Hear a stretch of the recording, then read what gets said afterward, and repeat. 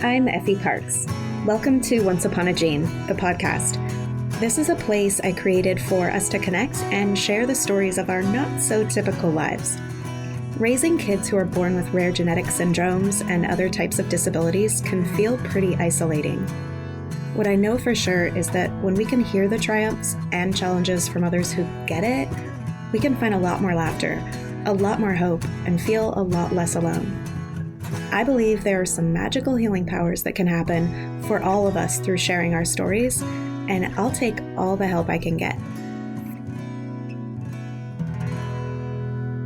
Once Upon a Gene is proud to be part of Bloodstream Media. Living in a family affected by rare and chronic illness can be isolating, and sometimes the best medicine is connecting to the voices of people who share your experience. This is why Bloodstream Media produces podcasts, blogs, and other forms of content for patients, families, and clinicians impacted by rare and chronic diseases. Visit bloodstreammedia.com to learn more. Today's episode is brought to you by Dante Labs, the global leader in genomics solutions for rare diseases. With their rare disease health package, they offer comprehensive whole genome sequencing for rare disease patients. To learn more about Dante Labs and how they're revolutionizing healthcare, visit us.dantelabs.com. Hello, friends, and welcome back to the show. You're listening to another episode of Once Upon a Gene, and I'm your host, Effie Parks. And I have such a special guest for you today. And trust me, when I say that I'm absolutely obsessed with her and her work. She is the founder of Child Life on Call, and she's not just a child life specialist. She's the child life specialist. She's working across the nation, teaming up with hospitals to weave these critical services into their systems. And her mission is to educate, to empower, and to bring families like ours the support they never knew that they needed. So today we're diving deep into the understanding of how you can actually harness the magic from your child life specialists and their expertise and the immense value that they bring to your entire family's journey. So without further ado, my little Polly Pocket, the child life specialist on call, Katie Taylor. Oh my gosh, Katie Taylor, the child life specialist. Welcome to the podcast. Get out of town, Effie Parks. I love you so much. It's an honor to be here. I was so incredibly blessed to not only be your friend in real life, C's, but you came from Texas to Seattle to come to our rare disease soiree. You were also an amazing donor, and you showed up in this gorgeous silky dress with your beautiful makeup, and I had no idea you were like a little Polly Pocket. Okay, here's the thing is it was kind of ballsy to like come from Texas and not really like, I knew we were going to be friends. We were friends, but sorry, can I not say ballsy? You can say whatever you want. It was kind of ballsy. To be like, okay, like you invited me to this thing. It was probably like a mail merge thing. And I responded like, of course, because I don't know. There's something about when you were first on my podcast and you said that your way before self-care was self-care, we were talking about self-care and you were talking about going by yourself to Target and then eating chips and salsa by yourself. And I was like, this is my person. And so when I got the mail merge, I thought, I'm going to bite. I'm going to see if she's open to me actually coming to this thing. And we came and it was so much fun. And I loved you, but I also really loved Casey.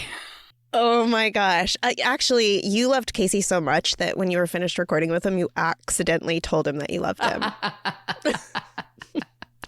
Yeah, so go check Katie's podcast out because she interviewed my husband, Casey Parks, a while ago. And when they were done recording, because he's so beautiful and handsome and wonderful, she accidentally Freudian slipped and told him that she loved him. Not surprised. I say it to a lot of people, though, like the guy at the Starbucks when he hands me my drink. I'm like, love you, so it's special, but also not. Well, he felt really special. Okay, good. Don't let him listen to this first part. And also, I am not an organized enough person to send mass merger emails or whatever you called that. It was a personalized email because XOXO. Oh, same. Okay, well, Katie, can you please just start out by telling us a little bit about yourself and your journey into becoming a child life specialist? And if you don't know what that is, you will find out. Yes. So I am a child life specialist. I am also Katie Taylor. I live here in Austin, Texas, as Effie said, and I'm a mom of two. I got a cool hubby. I met him at work in the hospital. He was a nurse anesthetist. He was putting kids to sleep for surgery, and I was helping them go to sleep. And it was like a little love match. And to become a child life specialist, which if you've never heard about it before, that's totally fine. Unfortunately, part of the reason I'm here on podcasts is to share what we do because not a lot of people know, but we are psychosocial care and child development experts who work in healthcare historically and are now branching out to other avenues within challenging life events. But our goal is to really look at the whole family system with a child development lens and see how we can best support families and equip them with tools and coping skills and help them feel like confident advocates in challenging situations. So that's what I'm doing now. I've been a child life specialist for almost 14 years now, working clinically at Inova Children's Hospital, doing training at Children's National, worked here at Dell Children's, and then at a small children's hospital here in Austin. I've worked in anywhere from acute to ER to NICU and kind of all over the place. And my latest venture, Child Life on Call, I'm working from home completely, just really looking about how child life specialists can support families outside of the hospital setting using technology. What inspired you to create Child Life on Call aside from being a child life specialist, like in the setting? Could you share a little story behind maybe the inception of that? Yeah. So I was a child life specialist working at a small children's hospital. And what that means is when compared to working to a large children's hospital where you have a bunch of resources, I didn't have a way to connect parents to one another. There wasn't bingo in the playroom or like come here for pizza night or coffees and bagels in the break room. And I had a mom and she had a infant with bacterial meningitis right at birth. And that gets you about a 21-day hospital stay right at the beginning of your child's life. And she looked at me and she said, "Can you please tell me another parent has gone through this before? Like, tell me someone else has gone through this before. I need to talk to somebody." And at that time I could say like, yes, I have supported other families, but I couldn't connect her to anyone. And I thought, well, what if I could just put this podcast in her ear? And immediately she could hear some other parent who has gone through this scenario before and feel less isolated and more connected. So that was in 2017. We started the Child Life on Call podcast, where it's a resource library of parents sharing their own experiences about being a parent in the healthcare world. And that's really where that was born from. And then I just got really obsessed with these gaps that parent did have another parent to talk to, this gap that child life specialists only see 30 to 50% of families who come into the hospital that are non-existent in non-children's hospitals and after discharge. And you know, once I get kind of like you, like once you see that gap, you can't not look at it and you got to try to fill it. Yes. Oh my gosh. I think everyone here knows the power of connecting, right? With other people who know what you're going through. And what I love so much about you is that you're on this, not necessarily on this outer ring, but you're not a parent of a developmentally disabled child in any way, but you do work with all of us as families. And you say that how can you see it and not do something about it? A lot of people can't, or a lot of people don't. So when you do like choose to be a part of that fold and be a part of this support circle and widen our community and have people as allies who aren't just the parents, it's so impactful. And I'm so grateful for you. And thank you so much for creating that podcast and, you know, being a lighthouse for people to be able to go to when they're searching for that connection. Oh, well, thank you for saying that. It's a complete honor on my side.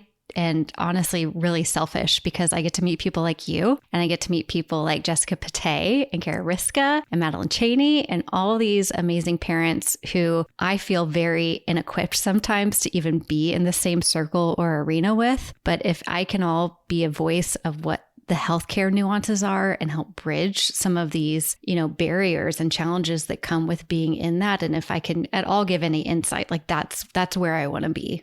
Hey listeners, I want to take a moment to talk about Dante Labs and their groundbreaking rare disease health package. If you or someone you know is facing the challenges of a rare disease, this is a game changer.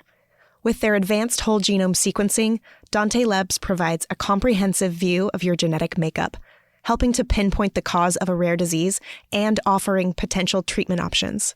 Dante Labs understands that time is of the essence for rare disease patients. That's why their results are available within weeks, not months.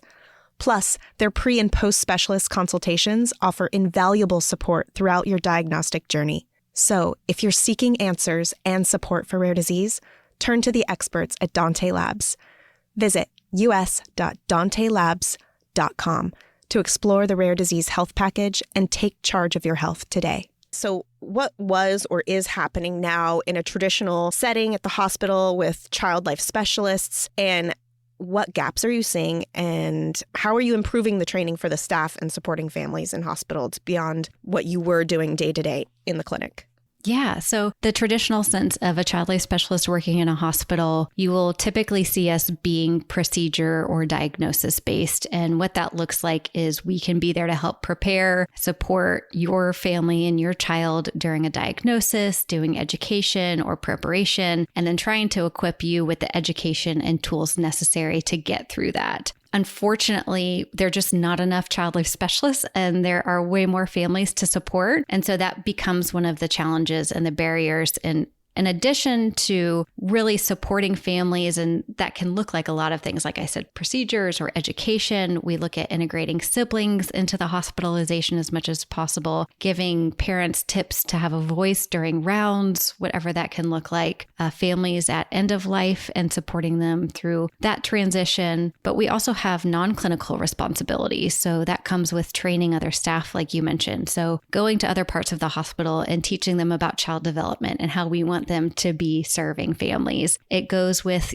sitting on pain management or bereavement committees and putting in that family-centered lens to those. It comes with sorting donations, doing bingo in the playroom, like I mentioned. So because of that, we, honestly live these two different parts. One is clinical, one is non-clinical. And what I'm trying to do right now, and we're trying to do with Child Life on Call, is make sure that families, when they come into the hospital, they have access to Child Life through our app and through these resources. So automatically they have a lifeline to Child Life, even if they're not able to meet one, but they at least know some of the tools and resources that we use and would work with families on. I mean, I know from my experience with child life specialists here at our local Seattle Children's Hospital, sometimes they're there in the room already, and sometimes they're not there. And sometimes, after being around the block a couple times, depending on what appointment I'm going to, when I book it, I request one. So do you have any insight on why there are sometimes child life specialists there and why there wouldn't be? Should you always request one? And I also don't think that families know what it is that they can ask for and how to advocate for their children's needs in the hospital environment. Do you have any tips on sort of navigating that system?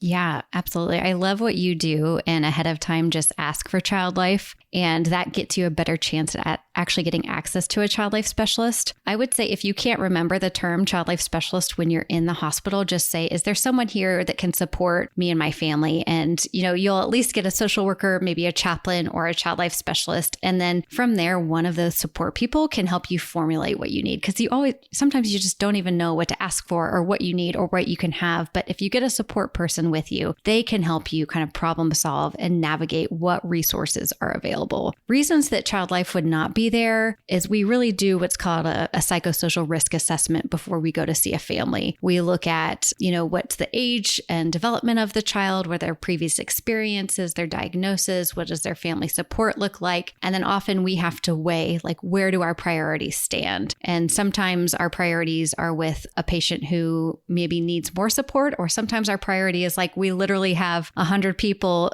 in the foyer and we have to go accept this donation and smile for a check. And so we can really just be pulled in so many different directions. But walking into the hospital when you make an appointment for a surgery, for a clinic visit, for whatever it may be, you can say, is a support person or a child life specialist available? And that'll be your best way to get access to Child Life.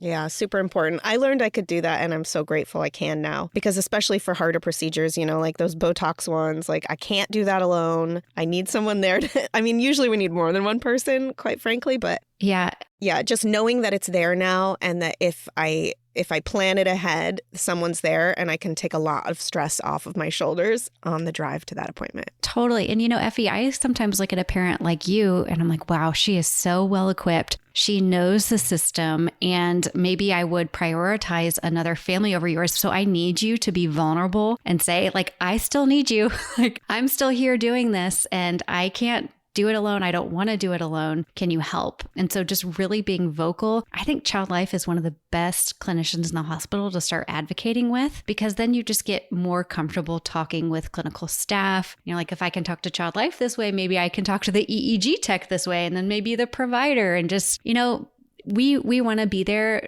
to help make this a really collaborative space between you and the healthcare team. So start with us, and we want to support you the best we can. Ooh, I really love that idea of creating like your power couples throughout the system at the hospital. That's a really good hot tip. This may surprise you. I love when a family's like, we don't need you. Sometimes you don't, right? Sometimes you don't for a while, and then maybe something's going on. Maybe you're not sleeping enough. Maybe you're not moving your body enough. Maybe you're just burnt out, and then you do. But maybe that's not a situation that you would normally need it. So I think just really kind of taking stock of where you're at totally is really important, and not denying yourself that moment of support that you need, but also really patting yourself on the back when you have realized that perhaps maybe you don't need it this time because you are feeling stronger. Absolutely. And I think we feel like you just advocated for yourself. Like you just told us you didn't need us. And I love that. And sometimes it's like, well, maybe I didn't do the best job at explaining how we can best support you. And maybe I can reframe it for you. You've seen us, support for a procedure, but now you have something totally different going on. And so it's just that conversation starter, and it's us being like, yes, you advocated for yourself and I'm going to respect you. And I love that. I think about my super rad, awesome buddy named Yash, and he's a young adult, and he has to travel from North Carolina to Boston every few weeks for checkups and treatments and tests and all the stuff. And as he gets older, it's so apparent how young adults have sparse to almost no support, and they feel so much more isolated than the young kids and the adults. And if you had all the resources, how best can we start to provide support for those people who are in the middle area who seem to kind of be forgotten? That's such a good question. And I just want to make sure I understand it. So that kind of transition into adult care where there's less resources like Child Life. Yeah, it's even almost just like that young teen, right? That maybe doesn't feel young enough to have the child life specialist who comes in with games and iPads, but they're not an adult. So they also don't have those services and supports in place and just that independence. But they're kind of in that teenage land where it's awkward. Totally. Okay, so let's look at both lenses. And one is whenever I go to introduce myself to a teen or a young adult, I say, I'm called a child life specialist, but I work with more than just kids. I actually work with adults, and I work with teens, and I work with all over. That's just kind of what they call me. So I immediately try to bring that guard down. And what I think is the best way to relate to teens is to ask them what they're already interested and involved in. And if it's video games, if it's art, if it's like this specific type of therapy or a specific video that they like to watch over and over again. Ask who is the person who can come support me and bring this? And oftentimes it will be the child life specialist who's then consulted in. I think another great way is to start documenting the preferences of your friend like Yash or this teenager, whoever they may be, and writing them down so that every time you come in, you have your list of preferences. I call it a coping plan. Other child life specialists call it that too. But it's basically just this list of this is what I need when I get here so that you don't have to ask for it every time. It can kind of just be already out in the open. I'm admitted, here's my list, and child life is on that list. And you don't have to think about it when you get in. Okay. Are you saying that a healthcare professional would take notes on our kids and have it ready and prepped before we got there and remember it and read it before our appointment? What universe would that be? No, I'm saying I'm empowering you, Effie. Okay, funny. No, that'd be awesome. But you know what it made me think of is my friend Ryan Sheedy, who I'm sure you know, who created My Mijo. And now I'm like, oh my gosh, My Mijo and the Child Life on Call app. What if these notes sort of spoke to each other in your apps and you could pull up these kids' profiles on there or read those notes or at least figure out some way to kind of share that with their child life specialist beforehand too. Because all of those things can be put in your Mijo app. 1000%. Ryan and I are desperate to do a pilot test together with that. So whoever is listening, just let us know. And, if you have a hospital or somebody you want us to reach out to, we're more than game. We would love to do that together. Sorry, Ryan, I'm speaking for both of us, but I think you're fine with it. So I didn't invent this idea. Okay. But no, you totally did. You're the matriarch of it. I think you should definitely work with our Seattle Children's Hospital and Boston Children's Hospital. And you and Ryan need to get busy because having that comprehensive, just like comfort plan for these kids and young adults would just be transformational. And also, again, it's one of those burden lifters, right? And it's one of those empowered families who go in because they know everyone has the information and it's at their fingertips, at least for the family side. And it's just less chores in the end. 1000%. Like whatever work we can do now, like when things are not in crisis mode, so that when we do get to crisis mode, we have it on hand.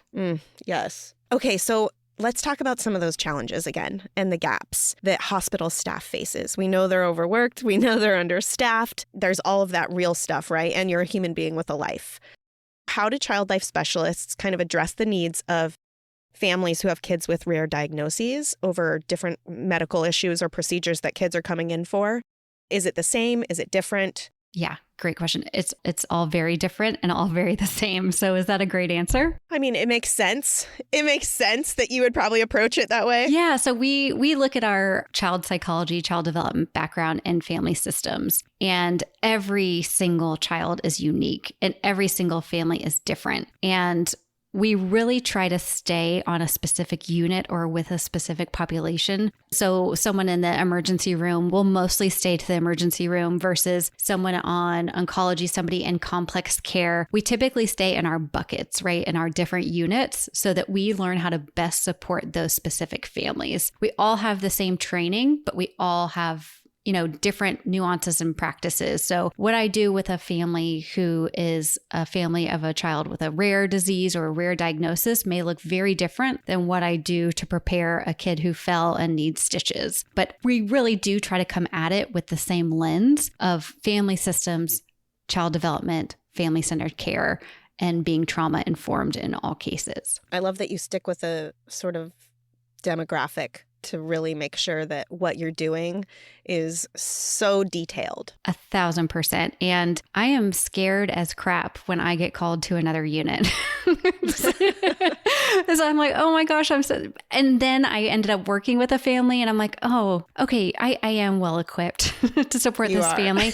Nothing is better though I love working families of rare disabilities because they provide me with so much insight and I just get to be a sounding board of suggestions and support and like, have we tried this? And you already know how to do this. And there is no family like a rare family. You get shit done. And it is so rewarding on my end to just even be able to observe and play a tiny part in this healthcare experience. Yeah. I would imagine coming to a room with a rare family is almost more like talking shop and collaborating, whereas coming with a family whose kid broke their leg and you're more dealing with the psychology fact of them freaking out. Oh yeah. Like if I can bring mom a coffee or dad a coffee, say like, why don't you go hit the road for a minute and shower or go do what you need to do? And I can sit here and give you a little break because we have that relationship built. Like you feel safe enough to leave and take some time for yourself, or we can sit there and just chat, like you said, and talk shop, but we can,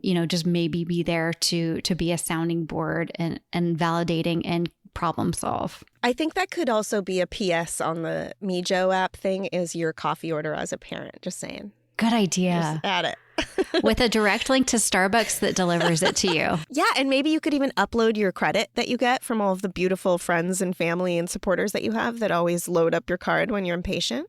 Done. You got it, Ryan? Like you better be listening to this. Connect all that. Katie, do you have a particular story that really touched you or impacted you from your experience in the clinic that sort of illustrates the difference that your work has made, for the lives of kids like mine? Let me think. That's a good question. I think one of my favorite parts of being a child life specialist is when I work with families like yours is I can, like you said, go in and talk shop, but I do a lot more background education. So before, let's say, a patient goes down to get an x-ray, which may be a really routine thing for the x-ray tech, I can know the ins and outs of your family and be like, heads up, like, don't touch this kid's hair. They don't like it. Every time it happens, it's like something that is really traumatic for them. And maybe this kid has like an afro, right? I've had that scenario before, like where I've had a child who has the best hair and everybody comments on it and everybody touches it when they walk in the room. But before the x-ray tech goes in or before we go down to the x-ray, I can do the behind the scenes talk and the behind the scenes education. And for me, that's always really great to be able to facilitate that or anticipate what that family needs that they don't know how to advocate for or don't have the energy to. And like, that's my favorite part, is kind of being on, not my favorite part, but I love being on the back behind the scenes. And then the x-ray tech goes, that went really well. Like, I'm glad you told me that thing. And I'm like, well, it was so simple. Or, you know, another background thing that I've done is there was a child with a diagnosis who needed a blood test done, and they were about to go back to MRI. And the mom was really upset because she didn't have the orders for the test yet. And so they were going to have to do it after the child was done with anesthesia. And so I literally went, found the office number, made a call, got them the fax machine number so that the mom could call the office, have the doctor forward it there.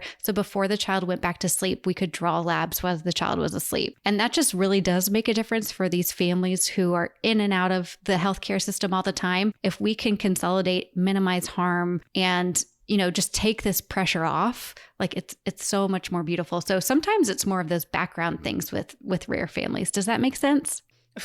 You say background, I say celeb status, okay? To any pharma person listening who's always trying to gain insight onto what really families need and care about. This is one of them, right? When a child life specialist goes in ahead of us and tells someone not to touch my kid's hair because it's going to make him nervous or freak out or he's uncomfortable, also it's personal space, we walk in as rare parent celebs, right? Like, our stuff has been handled, the PR has been done, we have less decision fatigue, we have less chronic caregiving administrator fatigue, and we just get to seamlessly go in and go out and keep as much of our bandwidth as possible. 100%. Like, that's the dream, is that you feel like a freaking celeb and all your needs are met before you get in and the transition is smooth and you know where to sit and you know where the waiting room is. And you know, you have, like they say, the procedure's an hour, but you know it's actually going to be an hour and, 20 minutes. Like, that's the kind of insight that we like to give families. So at an hour, 60 minutes, they're not freaking out being like, you told me it was an hour. Well, our child life specialist told us it's usually an hour and 20, so we don't need to freak out for another 20 minutes. Yes. So basically, you're our PR reps. Love it. New name. We all have one. Oh my gosh. Okay, so let's talk about, your transition and your new entrepreneurial sort of path that you've went on. And what is it exactly? How's it different? And what are your hopes and your aspirations for the future of your new baby, Child Life on Call? And what's your vision of the impact and the growth that you're going to have? Thank you so much for asking. I think what's clear to me is your example that you just gave. Sometimes you come in and you get a child life specialist and sometimes you don't. And that is not health equity. That is not equitable resources or services to every single family that comes in. And that's an injustice to me because I know the role that child life can play with families. So in my really smart decision making and building this company with my dad, he is my co-founder, my chief strategy officer. He has been in Medicaid and managed care plans for the past 40 years. And he always told me, my job is to make sure everybody has access to healthcare. And once we started dreaming about what would it look like if every family got access to child life without putting more work on the child life specialist, what does that look like? And that's where we came with the Child Life On Call app. So we have decided to sell to children's hospitals, which may be the most difficult thing in the entire world and the longest sales cycle. But we are doing our best to meet with the right decision makers, the right people at the top who sign the check and say, yes, every family deserves access to child life services. The app does not replace child life in any way. Nothing can replace child life, but it does give you more of a level playing field when it comes to saying, how do I prepare my kid for this procedure? How do I advocate when my child needs a heel stick? I need a resource about this community organization. Like all of that can live on there. So we are currently in one hospital and are about to expand to 3 more this year. So if you are interested in, sending us the name of your hospital that you work at, and if you know someone in upper level management, let us know. We'll reach out to them. But otherwise, if you go to childlifeoncall.com, we have so many free resources on there for parents. We do provide virtual services. So we have a wonderful person named Annie, and she will meet with you and help you prepare or just, process what has happened in healthcare and how Child Life can best support your family. I love that your dad's your partner. I was sad I didn't get to meet him. Yeah, so everybody listening, let's leave this place better than we found it. Send Child Life On Call specialists information to your children's hospital and help advocate to get better help for our kids, but also not stretch them too thin and help them just work more seamlessly throughout their day for what they're doing. And let's have better healthcare for the next kid, because this is a marathon. It's never ending, and we can make this better. And Katie's helping. Thank you for having me. You're the best. You're the best. Do you have any words of encouragement for families like mine who are really in the trenches and are having the hardest time navigating it and are just so tired? You deserve to be tired. I really don't have any words other than listen to Effie's podcast and just continue to find strength in people like her who are making these conversations so digestible and like funny and heartfelt. And that's my best advice, is to listen to Effie. But that's truly how I feel. Like, you have changed how I come to support rare families. And I'm just, my ideas and suggestions are to keep listening and supporting programs like yours. Love you. You're the best. You're the best. Happy to be your teammate all the time. Thanks for all the work that you do for our kids and for making the system better and for just championing all of our families and all child life specialists everywhere. You are a day maker and a change maker, and I appreciate you so much. Tell everyone where they can find you one more time. Yeah. So I'm on Instagram, Child Life On Call. My website, childlifeoncall.com. You and I dabble in TikTok, but it's such a different monster. So go there if you just want to laugh. But yeah, slide into my DMs, ask questions about language, advocating, nuances in healthcare, and we would love to support you. All right. Thanks, Katie Taylor. I love you. I love you back. A special thank you to Dante Labs for sponsoring this episode of Once Upon a Gene. To learn more about Dante Labs and how they're revolutionizing healthcare, please visit us.dantelabs.com. I hope you've been enjoying this podcast. If you like what you hear, please share this show with your people, and please make sure to rate and review it on iTunes or wherever you get your podcasts. You can also head over to Instagram, Facebook, and Twitter to connect with me and stay updated on the show. If you're interested in sharing your story, or if you have anything you would like to contribute, please submit it to my website at effieparks.com. Thank you so much for listening to the show and for supporting me along the way. I appreciate y'all so much. I don't know what kind of day you're having, but if you need a little pick-me-up, Ford's got you.